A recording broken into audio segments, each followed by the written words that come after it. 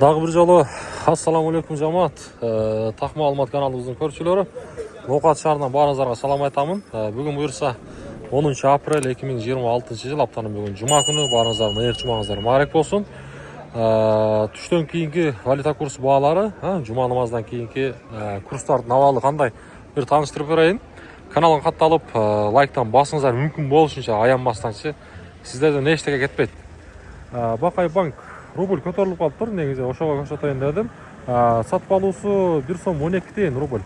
1000 рублиңиздер 1120 сомдон турат. Доллар 87.30, евро болсо 101 сом 80 тиен. Финка банктын абалы рубль 1 сом 12 тиен, 1 центи дагы бар. Доллар 87.30, евро болсо 101 сом 30 тиен. Анан могу жерде Азия банк, баарыңыздар билген, рубль бул жакта 1.12,5 тиын болуп калыптыр. Жакшы көтөрүлүптүр. Доллар 87.30, евро болсо 101.80.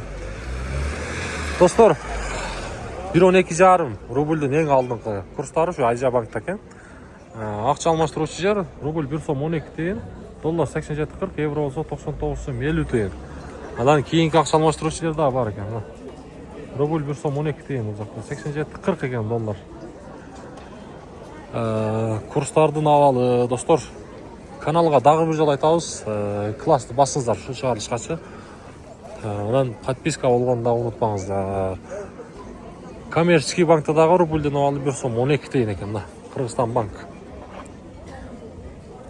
Доллар 87.40, евро болсо 101.70. Байтүшүн банкта рубльдин абалы 1.12,5 тиын экен, доллар 87.30, евро болсо 101 сом 30 тиын. Байтүшүн банк менен Азия банктын курстарын көрдүңүздөр, эң жогорку рубльдар ушул банкта экен. Каналга катталабыз.